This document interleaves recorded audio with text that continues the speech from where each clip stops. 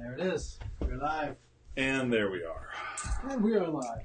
And the most... Couple minutes late because somebody had to go get water, whatever it is. Water and a cup of coffee, you know. Wow. It's okay. Look, Planning. a couple of us were on time. It was either that or sitting here with... Unable to talk? unable to talk, yeah. Wow. Wow. Well, that could Christmas, have been better Christmas for the show. was that close, folks. I can't even believe that you would just insult me on camera like that. No, you know. It's all right. We still love you. I know. It's so rare. Oh, to insult me on camera? You better believe it's rare. Well, today, All right, children. Ward had an idea for our special show. Christmas special. The Christmas off the cuff. Our first off the cuff. Our That first was for Christmas off the cuff. So, isn't that exciting? So I don't know if actually people are seeing this or not right now, but I know we're recording, but it's not showing up on my Facebook, so I don't know. We'll see. So how much do you guys like? How much do you enjoy Christmas shopping? On a scale of 1 to 10, 10 being, oh my gosh, this is so fantastic. You know, clicking on those buttons at Amazon. Okay. Exactly. It's exhausting. Exhausting. My wife says, "Oh, we should get this for the kids." She sends me the link, and I'm like, "Fine, I'll do all the shopping." click. Oh, yeah. Oh, and then she sends me something else. I'm like, "Oh, Again? I gotta shop again? Yes. Really? Yes. Click. Yes. Oh." You know And what's then so they're like, funny? "Oh, honey, it's delivered. I got a text. It's at our door. Oh, go let's go check. pick it Go up." get it. Oh, Pick it wow. up. That the is door. so funny because that is true. Remember, we Yes. thought we were getting over when they made the little, what are the cards called? The little gift cards that we were getting over when they just go buy a gift card. I know, right? You don't even have to leave the house anymore. That's right. I know, You right? have to leave the Unless you house go anymore. outside and chase down your package because someone's trying to steal it. But Oh, Yeah, well, now have you guys that's seen? why as soon as I get the text messages from Amazon, I was like, Absolutely. "Hey, go to the door, Go to the check." door. Of That's course, right. those are delays, so. Right. Now, have you seen the video where they make Yes. the glitter bombs? Yep. Well, this Yeah. guy made a glitter bomb I heard a bunch of that. with yesterday. 4 cameras in it That's and right. a stink bomb connected Mhm. to it. That's gotta be great because you imagine that thing go off on a car, man. How much glitter? Yeah, it Not to did. mention the stink. And This cloth interior. It did. But And the guys, odor- and the reaction of the people who got caught stealing stuff was so surprising. Like, come on, bro. Come on, bro. Yeah. Come on. They- Seriously, bro. Yeah, right. You know, why would you do that to me? Why would you do that to I'm me? just trying to steal your package. Just trying to steal your stuff. Exactly. Right. That was uncalled for. But he didn't do it just once. He did it like 6 times. He gave it to his friend to use. Because she had stuff stolen off her porch. It was Oh. really good. And the people who steal are so indignant that they got like busted with this glitter bomb. Yeah. It's like Well, insane. you know, one of the guys was impressed. He's like, all right. He remember, and he was looking at the way it delivered the sparkles. He's checking it out. I was like, oh, all right. And then the stink bomb goes That's off. funny. But as far as going out to stores to shop, if you remember doing that, you know, yeah, you don't. No, I don't. No, why don't you? Because it's easier. I never did it. I never did it in the first place You either. I did? never did it. No, I'm Man. not a Friday, the Black Friday, Cyber, store, going to store shopping. Still, No. I went out last night with my wife to do some store shopping. Oh, what'd you It's get? kind of late. Oh, Oh, you did? yeah. I didn't get you. If it's not on Amazon, I pretty much don't need it. Nor does See, anybody else in my that's- life. Yes. See, that's the thing. That's how I am. But But it's see, okay. So I got my jacket from. That's where I get my but pretty much she all my is clothing. so into. Either that or I go to like let me a tell you, She's wonderful. that is my wife. Yeah, Goodwill. what's I go funny- to Goodwill too. Oh, so I go that's the- shopping that's at the Goodwill. shop. There That you is go. the shopping Goodwill or spot. Amazon. That is the shopping whatever's spot. cheap. But listen, my wife goes shopping, and every year she tries to drag me out to go shopping, and it is the most. And I try to make it painful because I don't want to be there. I make it painful. I'm not happy. Really? I don't want any. Don't give me any cider. I don't want any candy canes. I don't want to smile. I just have to be there. You know what she does?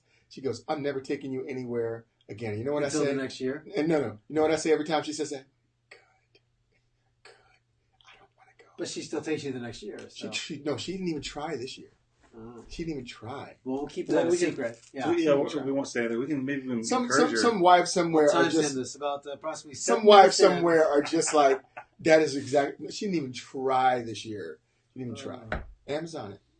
If Amazon has it, then Well, you can have it. Here's my Christmas question for you guys. I wanted to start off with an easy one. I had an easy question for you guys. What is the right way Christian parents should deal with Santa? Ooh. Should we lie to our children and tell them Santa's real? Is that acceptable? Is that ethically, morally correct? Or should we tell them the truth? Those are clearly the two choices. I've heard, and I have actually lost friends on Facebook because of this question. I've heard some people say, I'm not kidding. I heard the logic behind people telling them that's not true is, if you tell them that Santa exists and he doesn't, then they're going to immediately extrapolate that out to the Christian faith, right? That's the noble lie. That's the noble deal. That's where when people arrive at it. But I'm going to tell you something. I grew up believing that Santa Claus existed until I didn't, but it never affected whether I believe in God. It never did. What it can do is go, okay, well, there's some things out there that people will say that aren't true. So what do I need to do? Parents are liars. So I will never trust them again. So what do I need to do? I need to own my beliefs, go out there and find out for sure if something is true or not. And take a trip to the North Pole. Find out for yourself. Exactly. But yeah. I think in an earlier time in our country, we believed in things like wonder, and make believe wasn't a bad thing. Yeah. But now we live in a time where first of all, the internet and the proliferation of knowledge is just crushing the idea of wonder, and the whole point of make believe is no longer a thing. Well, it's all make believe now. Well, the idea of the unknown and wonderment is true, though. If you look at scientism, I mean, to tie it to other things we've talked about, the idea that you have to, if you don't know it absolutely, you can't know it. Right, correct. I've been having this exchange with a guy on Twitter, and he's just like, saying God created or God, that's just like saying I don't know. Right. I'm like, well, what do you mean by I don't know? I mean, are you saying that science, because he's trying to say science is, but he won't say directly, yes, only science because is that real knowledge. Because that will be a problem. But it's almost the idea that, well, if you can't say with 100% certainty, then you don't know. It's all ignorance. Mm-hmm. But I think that ties in some ways to that idea of the sense of, partial knowledge, whatever, but just the sense of wonderment. It's gone because if you can't speculate on those unknown things. I think that you ought to tell your kids that Santa Claus exists. I think that I don't think it's lying. I think that in the same way that we want our kids to read really good books as kids and to have their minds expand about the possibilities of what can be, but at the same time there's a point in which our kids stop believing in fairy tales, and then they need to move on to. That's why Santa's sleigh can't fly as high. Right. They become atheists because they stop reading the spaghetti. No, because the parents don't do a good job of helping them their kids differentiate between the two. See, that's the way we always deal with our kids. I mean, we never did the Santa was real thing because I was like I'm just gonna whatever. It's not a big deal. But that and the other side thing is they still get gifts from Santa, but it's always like socks. The cool stuff, electronics, is from me. Like when I was a kid, all the Santa gifts I got were like the coolest thing. I'm like, look, dude, I'm spending my money. I am not giving credit to some fictional fat dude in a sleigh. All right, I'm taking the credit for the electronics. Santa brought you socks. That's what I don't know. I look at my grandkids. I look at my grandkids, and when they believed in Santa. I don't want to believe in Santa. When they believed in Santa, I look at just the excitement. I remember when I was a kid. And the excitement that, how did he get into our house? I mean, we don't even have a fireplace. I mean, did he just make one? I mean, it was just like questions. But like I said, as I began to get older, I remember my mother called me into the basement. She was washing clothes. And she looked at me and she said, you know that Santa Claus isn't real. And I said, well, I know that. I knew that. But I never told her that I didn't know that. Sometimes you but share it just happened. The story together. Because my mother, when we used to come downstairs and all those toys, I knew, later, I knew where those toys came from. But goodness gracious, I want my kids to have wonder. I want them to be excited. Has at least some joy leading up to we did something about the world that is not just flattened. Yeah, and we also do the Elf on the Shelf. Yeah, and he moves every night because he goes up. That was a lot of work. Yeah, he goes up every night to Santa to report, and and let him know, and we also let him know that Santa refers to Jesus. Jesus is the number one. Well, but you could always one morning like wake up, the elf had like a knife stabbed through him and stuff. Well, no, it's like a crime scene, like a mini crime Right. scene. You have Rudolph over here, Oh, Santa, and, like no, teach your that kids is to so investigate. Exactly, Like yeah. who That killed is the so elf? mean. How did he die? we had the belt on Teach the them shelf. critical thinking in their belt on the imagination. We had the Right. belt on the shelf. We didn't have no elf. We had the belt on the shelf. But we have an elf on the Yeah. shelf, and every morning our kids wake up and go, "Where's Dazzle's our elf's name? Mm. And where's Dazzle? I want to find Dazzle." So we go out and look for him, and it's really cool to see them look around and just do that and go, "Oh!" and it's awesome. Last year, Felicity asked me, she goes, "Is Santa real?" And I just said, "No, he's not." And that was, she was 4 at the time. And my wife she was like, "Oh, you can't." I said, I'm not gonna.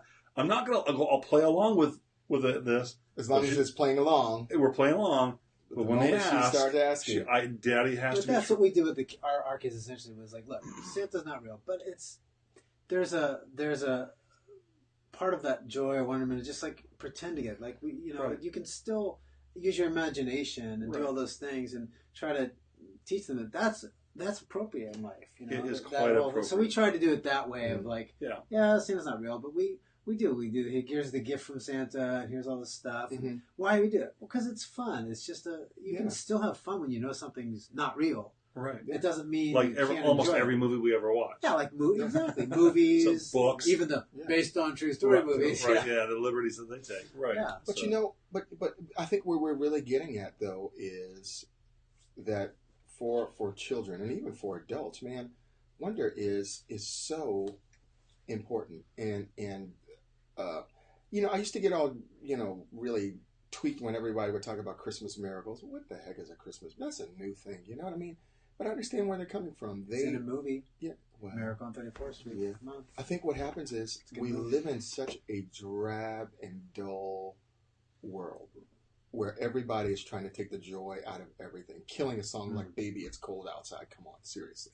Rudolph the Red-Nosed Reindeer. Which Rudolph the Red-Nosed Reindeer. just went up in sales like never Exactly. before. It It's was just- awesome. So. And we should resist. It's like we should resist those people because what they want to do is they want to flatten the world so that there's no joy, no excitement, no wonderment. They just want to flatten the world to this really dark and dreary place. And you know what? We shouldn't let them. It's postmodern deconstruction. It It's is. just deconstruct everything, take it out of its context, It is. reinterpret it in today's context, and therefore it becomes all evil. The best. Can I say this last thing? I'm sorry. Yeah, no, If you watch the movie Narnia, right? The movie Narnia. There's Yeah. one salient line in the whole movie, if you will. The kids have been in the closet, and the one boy the is wardrobe, not the the closet. wardrobe. Yeah, British the things. wardrobe, They didn't and the have one clothes. boy is denying that he was in this world with the little girl Lucy, right? Oh, In yeah. Narnia. Edmund, when he denied Edmund. it. He was denying it. And then the professor sits them down, and they're all against Lucy. And he asks them point blank, he says, well, which one of these two is the most credible? And he says, well, Lucy is. Edmund always lies. And he says, you believe him?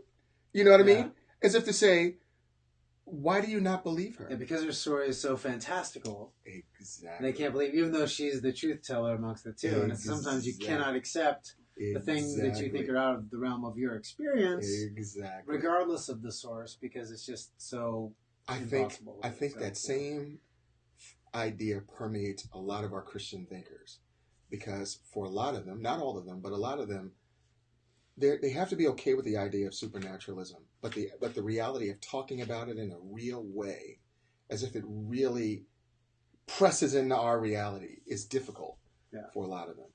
Not all of them. Well, we talked to our boys, like, when they're older, we actually told them, like, who's St. Nicholas really? Because they're like, what is Santa? Well, he's not fully a fictional character. There's a mythology that grew up around a real person. It was a 3rd century guy, Sure.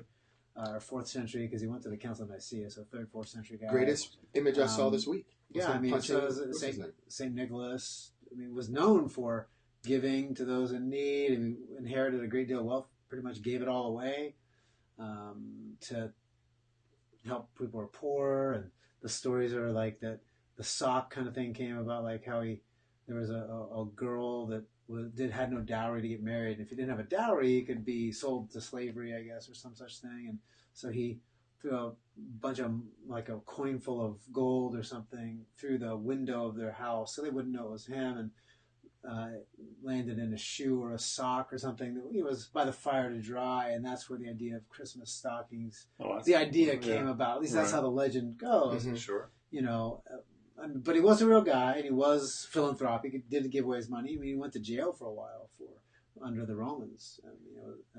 They put him in jail for a while for his beliefs. So, his Christian faith. Even Saint Nick believed in Jesus. Yeah. So I mean, he did answer to Jesus. The real guy did, and so then you bring around just knowing where those sort of, the kernel of truth that undergirds the fiction, the mythology, and we can still enjoy the mythology, and then just tie it to some real thing, and then teach kids as they're older to discern those differences between the two. I think that's no. And that's my biggest thing is the discernment, learning teaching them to think and have it be an opportunity to be able to use their cognitive skills, and later on go realize, and you found out something, people played along with something that wasn't fully true, it wasn't true, and your life doesn't have to come to an end. You don't have to throw out your entire worldview because that happens. Age appropriate things you do. Right. A kid, it was fun. That was the see intent. Dick run, see Jane run. Okay, they're not real, but I'm still reading them a story. Mm-hmm.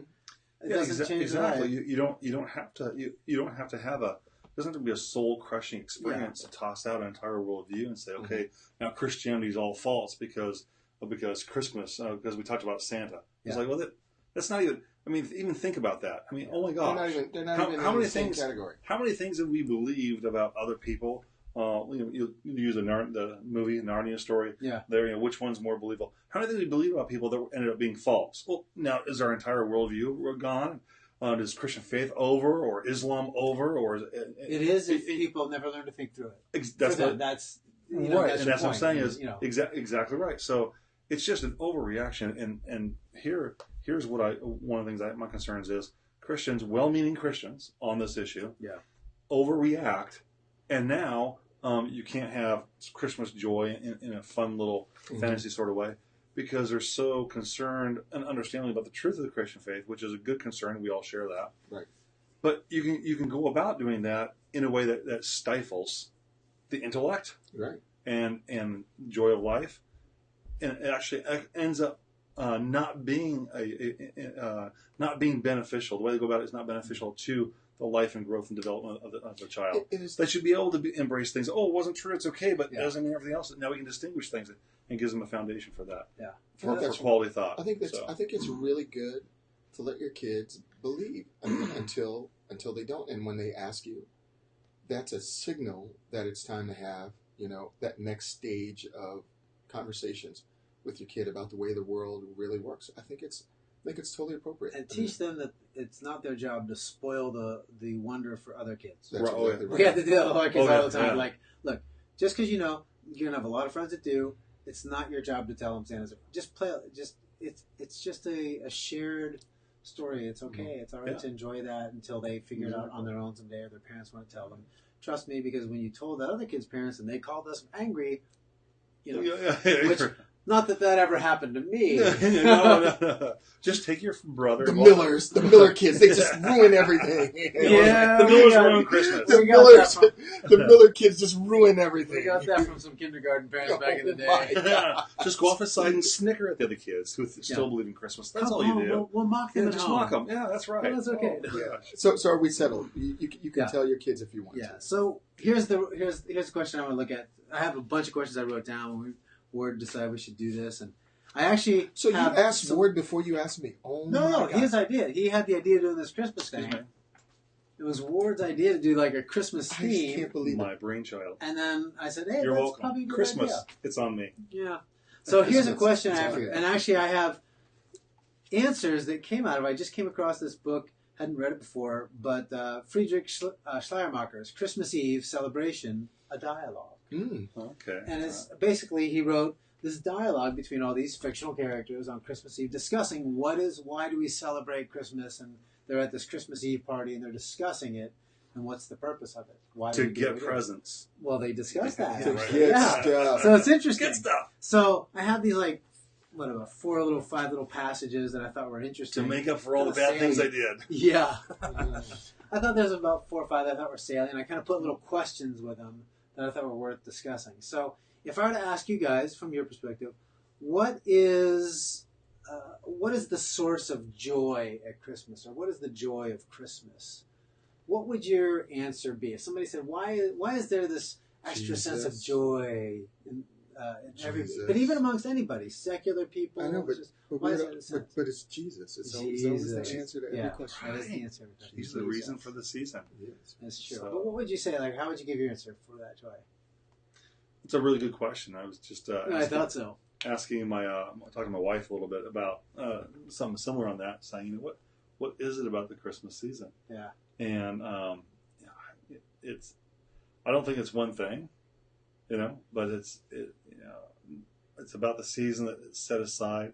Because even as you know, in wartime, there's been wars going on, and on Christmas Day, they cease fire, and they go up and they would sing Christmas songs. That's happening. One side versus the other would do that, or in the European theater. Of course, come midnight, bullets start flying, will kill you. But there's just it's hard to put your finger on one thing. It is. Not me. I when I was a kid, one of my favorite memories with my 3 brothers, we all had bunk beds. So there were 2 sets of bunk beds. We would all get in the same bed, 2 at one end and 2 at the other end.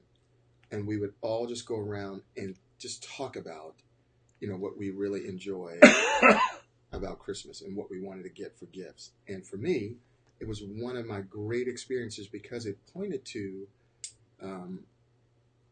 first of all, this idea that someone was going to give you something, right? At the end of the year. It's like the end of the year award. You're going to get something, right? But then we didn't know what it was. We thought it might be good, but we didn't know what it would be. And then it was the idea of being together. For Christmas, we would come downstairs in the middle of the night. My mother would always put nuts, mixed nuts, not the ones in the shells, and nutcracker, and apples and oranges and bananas that never got eaten. Every year they did that. It never got touched by us. I don't even know why she put it out. She never touched it. And we would run down. Fruitcakes. Go ahead. We had fruitcakes too. Yeah. Never ate those things. Yeah. Only when I got older did I even have a taste for. You find out which people send you good fruitcakes. Exactly. So my mom used to make them and send them out to everybody. Anyway, but then toward the end, I mean for us it was it was being together, and it was the possibilities that the season brought, and it was also. But I think you're answering a different question than what you asked. Well, okay, yeah, that's possible. I was just thinking of joy. Yeah, so in this joy, but those things gave me joy. It's not just the gifts. You What, can't say it's the gifts, No, but those things music, or the events. Right.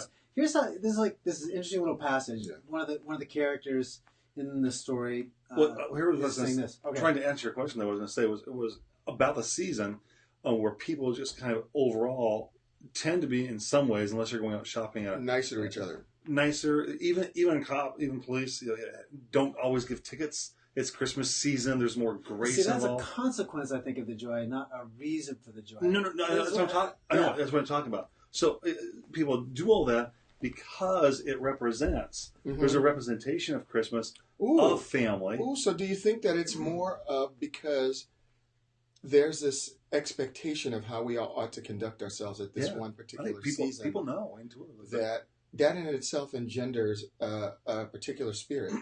That is. Yeah. Well, let me read this and see what you guys think. Think. We can handle it for a couple weeks, all right? But after that, we can't. The character says, the mood that our festivities is meant to incite is joy, is the character speaking. He says, so the reason we're here at this party, everything is supposed to incite joy. That this mood is very widely and vividly aroused through the Christmas festival is so obvious that nothing more need be said on that scene. Mm-hmm. Everyone can see for oneself. Yet there is one difficulty that might be mentioned, and I shall have to mention it. One might say that it is in no way distinctive of the Christmas festival or essential to it that it should produce this effect, which is only incidental, as are the particular presents that are given and received. Now this claim is plainly false, as I will try to show. Look, If you give children the same gift at Christmas as you do at another time, you won't evoke the same semblance of Christmas delight. Not unless you come to the corresponding point in their own lives, namely the celebration of the birthdays. Mm-hmm. So he goes on to write about why birthdays, Sure. There's a personal thing, it's theirs, but there's something more, he says. From looking at all these other instances where he could give the same gift, but it wouldn't elicit the same joy, he says this. From this we can see that in no way is it the presents in themselves that bring out the joy, but that they are given only because there is already great cause for rejoicing. I thought that was interesting. He goes to that and he talked about the personal nature of like your birthday is just a personal thing. Mm-hmm. But if everybody's getting a gift at the same time, it's not just you getting a gift. It's community. There's a communal nature to that gift giving that makes it distinct from everything else. Another personalized holiday. Sure. Right. Or another gift that you might receive at any other time is very different. I thought that was pretty insightful. It's like a team coming, people coming together to cheer for a team. Yeah. In a stadium, you go to a stadium, and the experience you have when your team wins is different than sitting at home. Sitting at home, exactly, because of that shared experience. Yeah. So I'll tell this story. That's true. Like I grew up Pittsburgh fan my whole life, and I remember as a kid growing up, and you try to do it with families too, man. Just like when you get your whole family and they're cheering and celebrating, it's different than when you're home alone.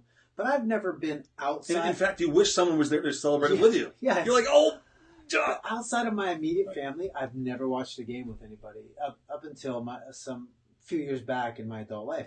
We were living in Washington, and my wife said, she was like a news. She's like, we need to go where everyone else is at because it's on TV, and because we didn't get all the channels and everything, we got to go watch it. Well, where's the local Steelers fan club? Because there's one everywhere. You wouldn't know. There's not true for Eagles people. That's not true. But anyway, it's true for our Steelers people. Anyway, he never lets a cheap shot go by. No, I just was making a fact. Well, it's an observation. Anyway, he never lets cheer for a cheap team. So he never lets a cheap shot go. Speaking of shared fiction, there's the Eagles. Anyway, so anyway, so pick on the champions. So okay. my wife said, she find out. So we found the only place that there was a Steelers fan bar was at a Hooters place in Tacoma. That was really much. She's like, I'm like, well, my wife is making me go. I have to go. So we went, but it was weird because like Steelers won that game and like got this big touchdown at one point right at the end of the game. And some dude comes up from behind me, like picks me up, whoa, and he just celebrated. He's like lifting me up, and throwing me. It's like, and it's just like it was this weird sort of surreal moment. Like it was okay for some random dude to pick you up. It wasn't like I'm turning around to punch the guy in the head. Like if somebody did that, it just. If you're out to dinner, right, and, just and somebody just happy celebrating birthday, the steak, whatever. That's not going to happen. Right. But like there, you have this shared moment where it's not just you celebrating that one cool thing; it's this experience of everybody that makes it more than what it is. It's interesting. I thought that was, your analogy's good. In Mere Christianity, C.S. Lewis talked about the spirit, and he said there is a spirit that is. That comes about whenever you're around a certain group of people. There's a spirit that is present only when a certain group of friends get together. That's not present at any other place. And there's a spirit that is around when you gather together with people of the same mind. And I'm adding that part in there. But what he's talking about is there's this life that is present that you only have with certain people, and when you experience it. You know it, and it's real, and it's not a fake thing. So, people, when the Eagles won, for example, the Super Bowl, and I'm just bringing this up not as a means of, but when the Eagles won the Super Bowl, what really amazed me was watching all the videos of all the people. Yeah. It was insane, but I could see where they were coming, and then when they all came together, I'm sitting here watching on video, but I'm watching them all in downtown Philadelphia. All come together, and I would watch the video over and over again. It was like being there again. You know what I mean? No, I agree, the Cowboys haven't had that in like 20 years or so. But I was gonna say I actually was I was actually happy for you at that because you know what I mean? That's sort of the only time in your life that's happened. That's right. And I've experienced the that. one-hit wonder Eagles. I've been through that experience 6 times in my life. 5 times. 11 between the two of us. Yeah. So I was glad that we could share even that moment with you. That was so good. Funny. That was good. But at the same time, this is actually like an extension or a microcosm of what. I actually really was happy for you. I was happy too. One reason why a local body, a community body, are going together and worshiping together, worshiping the Lord, because that's what it's supposed to be like in fellowship with other believers, in worship of the Lord. Mm-hmm. And you go to a stadium like a Greg Lowry conference, like to some evangelical, stadium event, and they worship the Lord. It's different. It's real. It's different. And it's wonderful. When Billy Graham was here in San Diego some years ago, I remember, and this has only happened one other time. Kurt Franklin, and in both incidents where I saw this happen, one was at the Del Mar Fair, and the other one was at the Billy Graham Stadium. And I'm going to tell you, this thing had to be near heaven. The guy simply slowed the music down. He was playing music, and he said, "Look, we're all brothers and sisters in the Lord here." And he said, "I want you to find someone. I want you to look them in the eyes and tell them that you love them." He says, "If your name is Toby, I don't want you to find Thomas and tell him that you love him. I want you to find, Sharif. And if your name is..." Look for somebody different than what somebody you're different. With, yeah. And I'm going to tell you what happened. The first time he did it, this was like, he did it at both incidents. The first time he did it, I remember white people, black people, all the people on the ground. It was the most amazing and electric singing "I love you" to someone. I would never do that in any other setting, but in that setting... Would it recreate it right now? No, not at all. But in that setting, it totally blew me away. And then a year later, he did it here at the stadium, and I remember, I knew he was going to do it because he was starting to sing the same song. And I remember watching my son-in-law look around with 100 and some odd thousand people in a stadium singing "I love you" to each other and hugging. And he was weeping, and it was just totally the most amazing thing. And I've never experienced it anywhere else. And I wonder why in those two incidents did that happen. And I think in part he made people consider these artificial barriers that we raise, and those artificial barriers prevent real joy from breaking out and prevent real fellowship from breaking out. And I think, at Christmas breaks down some of those. We're saying because it's a shared. We know how we're expected to act in this season. Because I think as even if you're with somebody who's not a believer, they give gifts just like you give. So there's this sort of shared moment. Like that part of the story can be shared even if your other lives aren't. Which brings up this next question for you guys.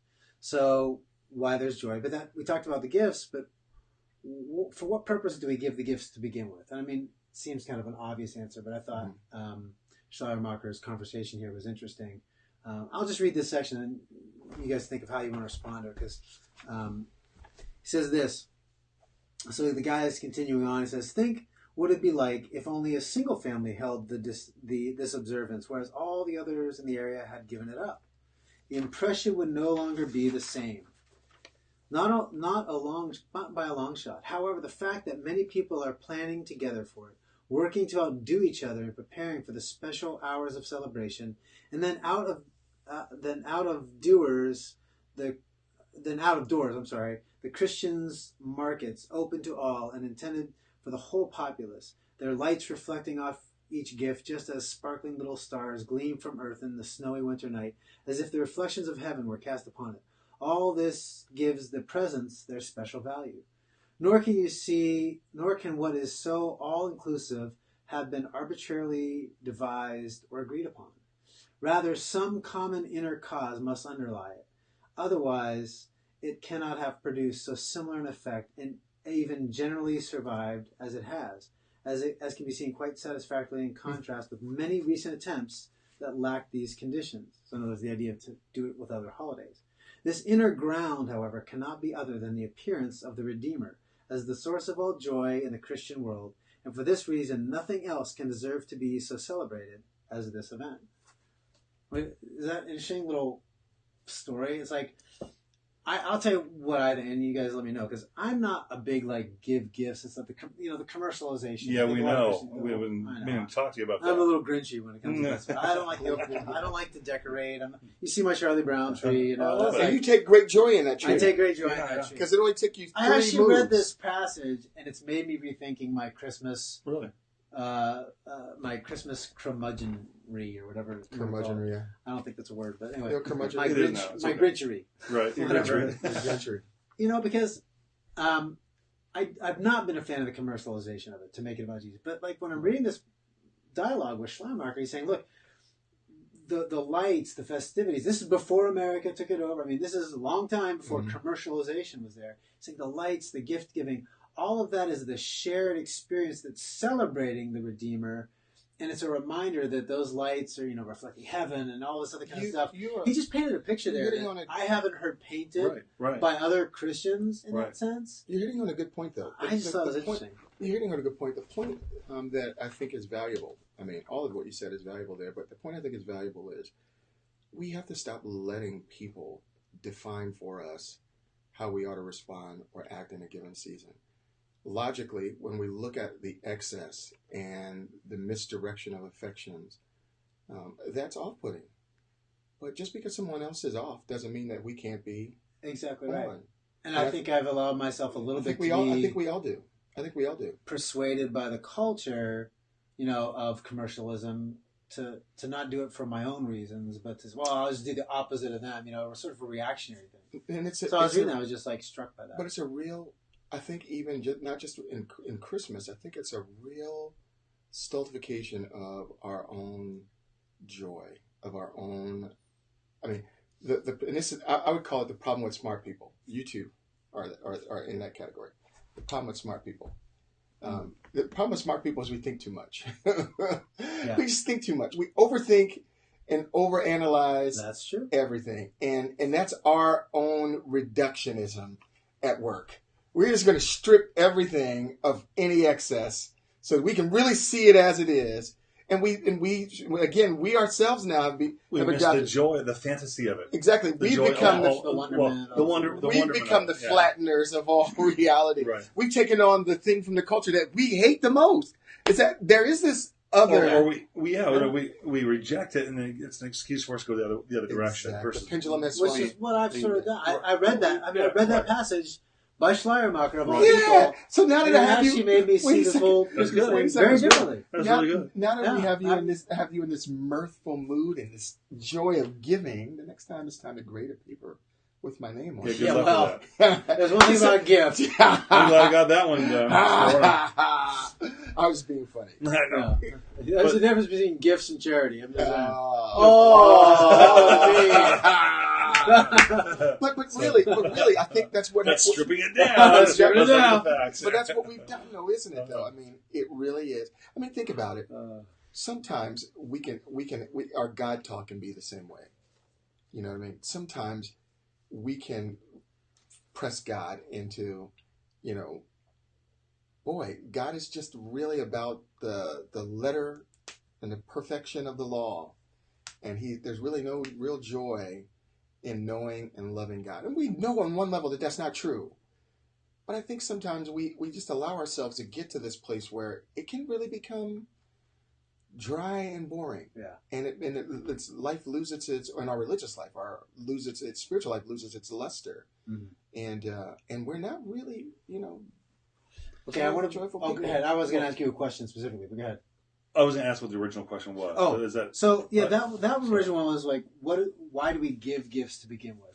Decorate. And then ostensibly talking about the decorations and the parties. Why do we do those things? Well, for myself, to be honest, as far as like when I was a kid, there's a couple of stages there. When I was a kid, I would give gifts because, I had to. Yeah. And the only time I really had great joy I want to say great joy, other than, it's nice to give it, here you go, I hope you enjoy it.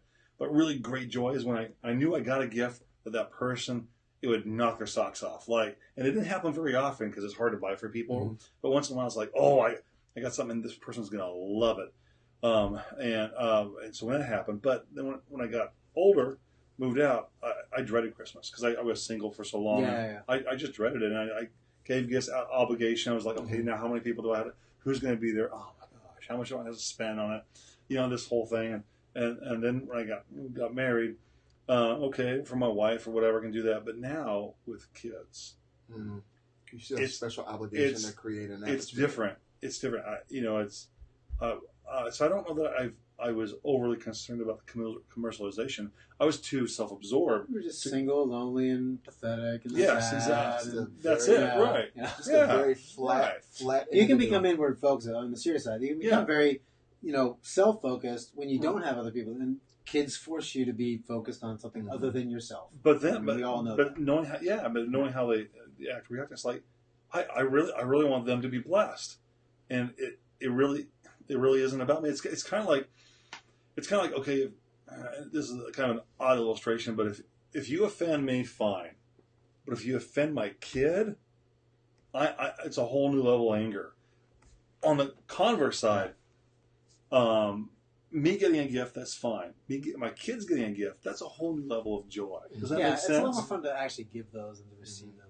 Well, you get more joy out of I gave that, and seeing their response than it's like, look at that, look at their face, look at that. It's like, there's an innocent, All right, let me ask you this question. I'm going to advance it. I want to get to a couple more before our time runs out. Here's, I thought, an interesting question that came out in the reading. Can the joy of Christmas be celebrated in New Year's or even another holiday? We've Kwanzaa or whatever holiday, even Hanukkah or whatever, or anything like that, any other gift-giving holiday, or one we make up, or a real one like New Year's. Let's Can it be replicated? I'm going to say no. Yeah, I was going to say if we're going to make it, the joy of Christmas can't be celebrated at Hanukkah. The joy of Hanukkah can be celebrated at Hanukkah, whatever that means in terms of Hanukkah, whatever it means in terms of Kwanzaa or whatever Festivus for the rest of us, or whatever it is that you create. In the context, that thing is going to have its own thing. But as far as Christmas is concerned, no, I don't think so. I think people would want it to be that way. I think there's to remove, especially from the religious side, to invent why can't we just have a season that's just as joyous or whatever without the... But I think it misses it's like saying, well, can I celebrate a person's birthday every day? It becomes if it's every day, then it's not special. Mm-hmm. So I don't think we should seek to replicate it, but we can have a different one for its own purpose and bring out specific joy in that way, in a different way, and still have community. We could do another event, but if every day is Christmas, no day is Christmas. Yeah. This is a really interesting passage. Check it, and I agree with everything you guys said. I think there's another side to this that I never really thought of before, that I got out of this passage. It says, another one of the guys again dialoguing here. Some, to be sure, have attempted to transfer the widespread joy that belongs to the Christmas season to the New Year, the day in which the changes and contrast of time are preeminent. The New Year is devoted to the renewal of what is only transitory. Therefore, it is especially appropriate that those who, lacking stability of character, live only from year to year, should make an especially joyful day of it. That was, I thought, an interesting thing. It's like people picking that just because it's a purely transitory holiday. It says, but then he goes on, all human beings are subject to the shifts of time. That goes without saying. However, some of the rest of us do not desire to have our life in what is only transitory. For us, the birth of the Redeemer is the sole, all-inclusive festival of joy, precisely because we believe that there is no principle of joy other than redemption. In its progress, the birth of the divine child is the first bright spot, and as a result, we cannot postpone our joy by waiting for another. Thus, too, no other festival has such a kinship to this all-inclusive festival as that of baptism. He's talking about those who are baptized into belief in that, though which the principle of joy in the divine child is appropriated to the little ones. So he's talking about people that were baptized during the Christmas season, basically are engrafted into this event. And I just found that, like, his concept of this based on our view of time. New Year's is just hey, it's the end of the year. Like, he even says in like, it's just the end of the year, we get a gift like when you're a kid. It's just like a purely time-based celebration. Mm-hmm. But this is a celebration that's transcendent of time. Mm-hmm. Even though it's celebrated at a time of the year, it's a celebration of something that transcends time itself. Well, if that's the case, then... Which I thought was just a really interesting take. But then what about the resurrection? We should be able to celebrate that because that seals, you know what I mean? So, well, yeah, I think it would be the arguments all there. I mean, it's not there, but just purely about the time issue itself, like, it's not... New Year's is a celebration of, yay, we're another year. Right. Mm-hmm. Christmas is about a celebration of an event and a redemption that came in, a redemption we can participate in. Mm-hmm. that has its own as sort of opposed to wonderment. just experience. And we are Like, yeah. we experienced the change of date from one year to another, as opposed to we participating in the redemption Yeah. that came. And so there's a different. I mean, Yeah. we can have that impact our life and change it and improve it. Yeah. Well, and the difference is, and there's a huge distinction here, or at least real key point here, is that during the season of Christmas, we are celebrating the gift that God gave to the world. We are also participating by giving gifts to each other. Yeah. In that same way. Exactly. Yeah. That comes out in the whole dialogue. Right. That's right. And It's we're like this participating. gifts is a way of participation in that redemptive event that took place. You know, we can talk about whether it matters if it took place historically. That's actually a part of the dialogue that comes up. But I just think that idea of that transcendent nature of it, of what Christmas represents and our participation in that. You know, he's talking about kids who are baptized during the Christmas season and doing that. But even if you take the resurrection, that doesn't happen without the first incarnation. Right. You know, the death and resurrection. Sure. So this is the first And baptism, Oh, well, it and is. baptism, That's right. So I thought that was and just, baptism is us participating in the resurrection in some way. It's death and It's resurrection. resurrection. Yeah. So Oh, it is. Yeah. we don't, and maybe we should have the same joy, you know, but it's different. Right, no, my only point Yeah. was that that's why I don't think one of the reasons is I don't think it can be transferred somewhere else. Yeah.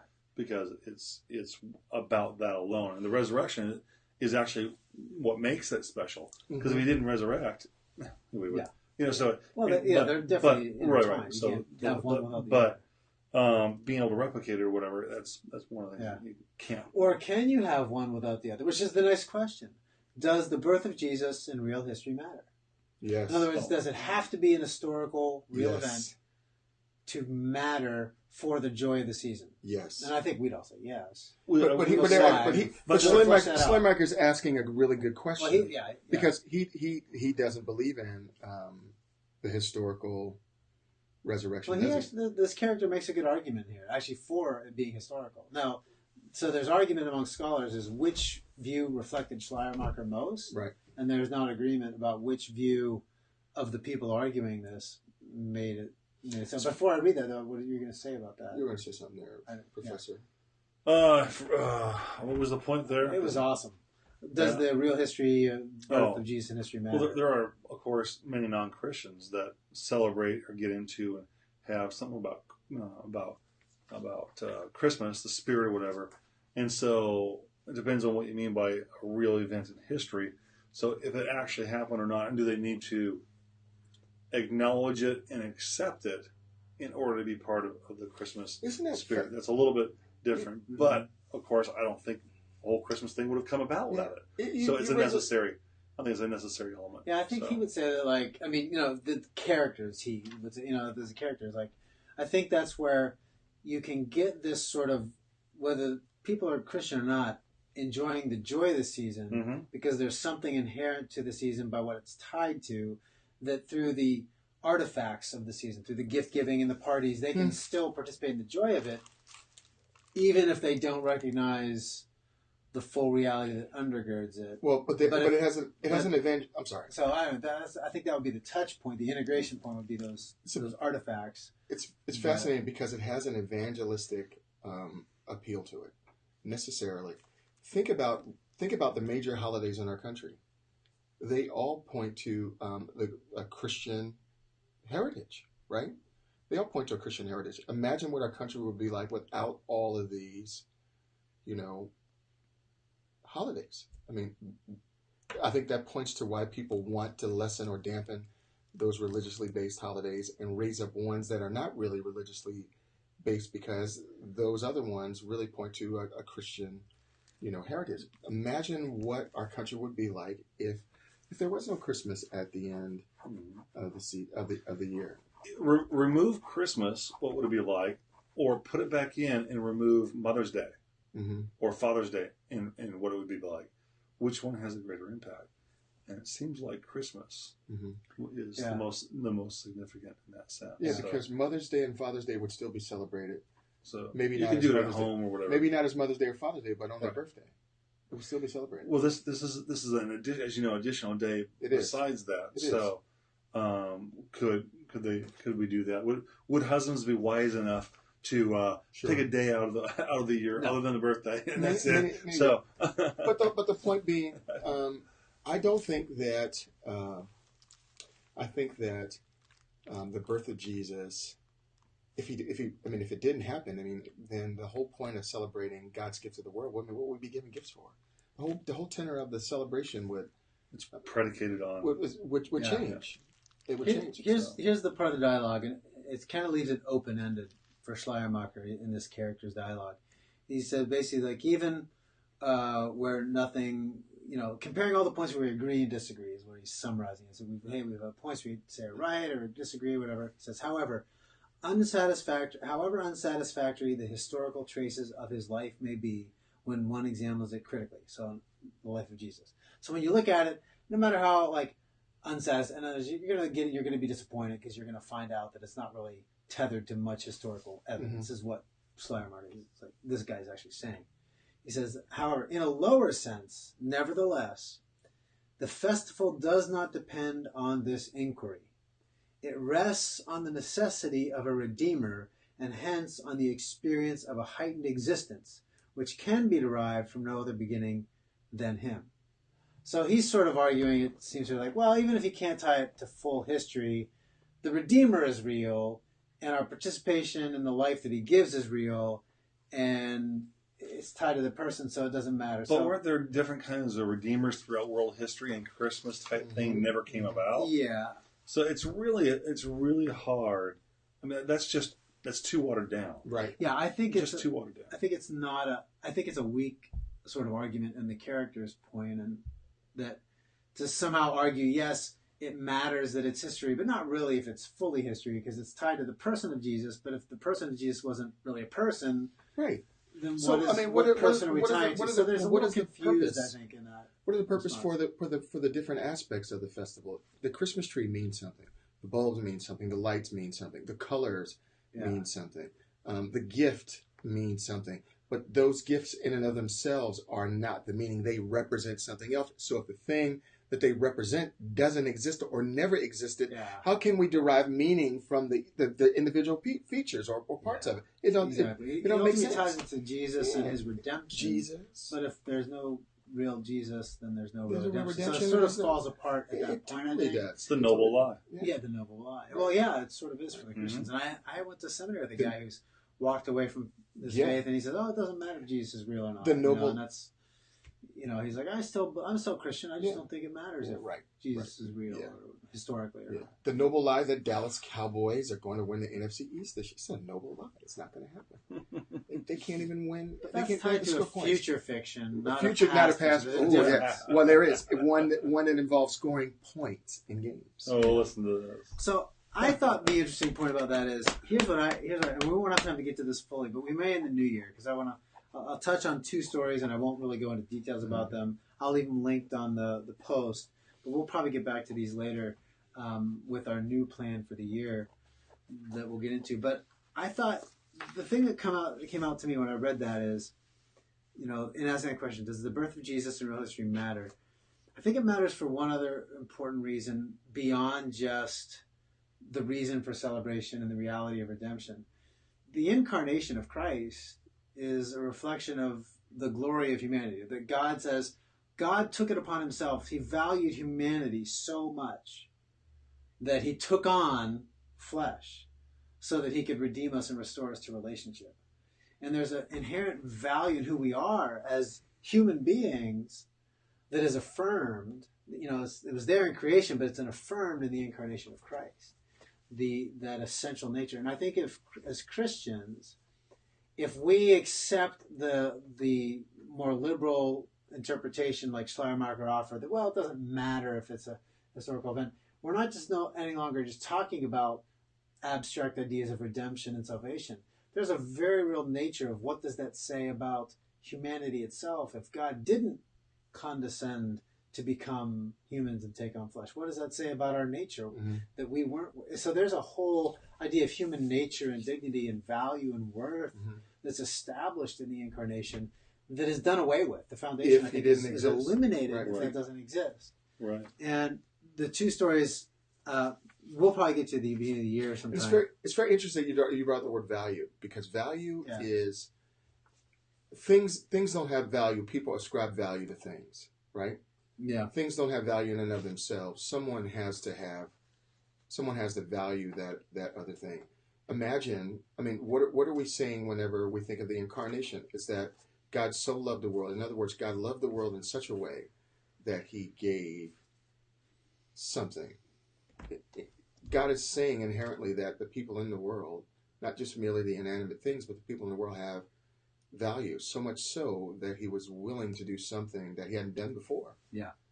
And to remove the thing that he's done is to immediately remove, some aspect of value.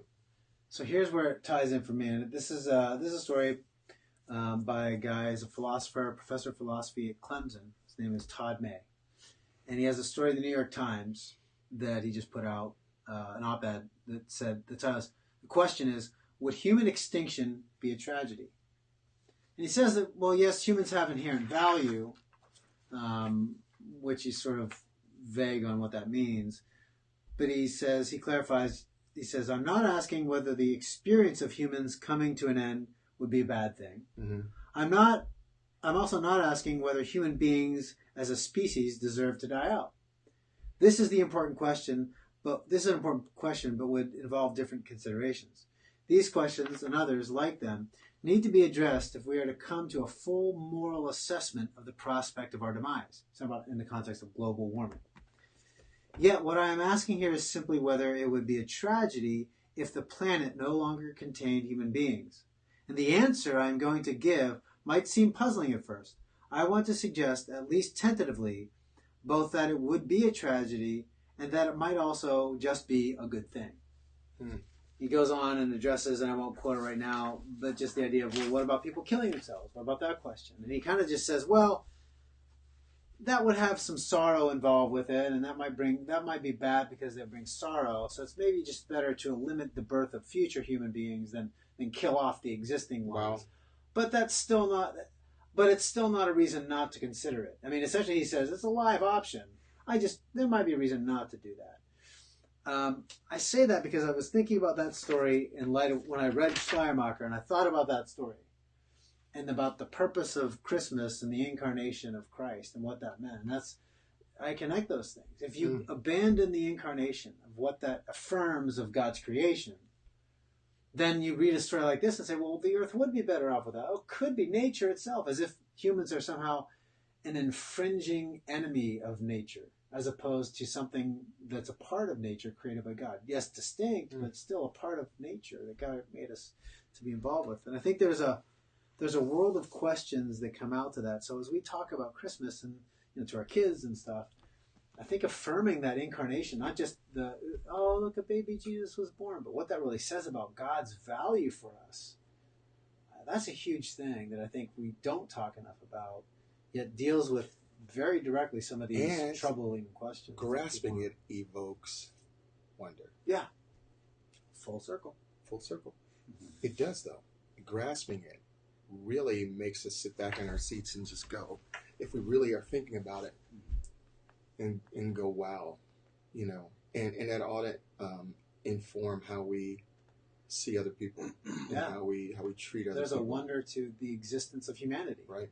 To our existence, there's something that's more than just. So to bring it full circle, if we do away with that wonder, we ultimately do away with value that God gives us, some inherent value that God ascribes to, some not inherent, but some value that God ascribes to us. We also do away with it. We flatten everything. We become these two-dimensional people. That's why we should celebrate Santa and have an elf on a shelf. There we go, and a belt next to him.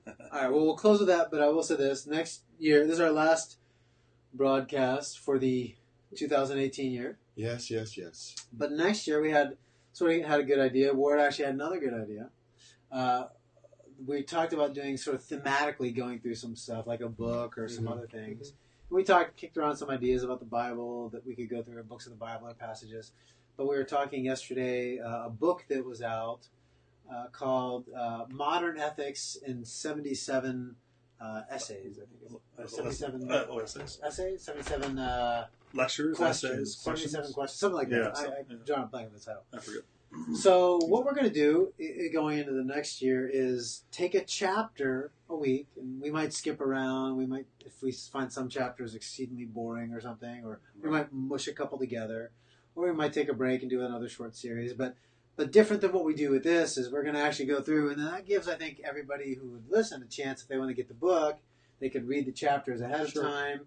They could participate on Facebook or send in questions or whatever, and maybe a little more interaction that way with people who have thought about what we're going to talk about ahead of time. So we're going to start working that through at the beginning of January, and we'll see, mostly right now the plan is a chapter a week, and we'll see how that goes. So people are welcome to pick up that, and that should be fun. So we'll be back the second full week, right? Or is it the first full week? Is the second week the first full week? It's only a partial week. It's a partial week, so is it the first full so week? it's But the first full week.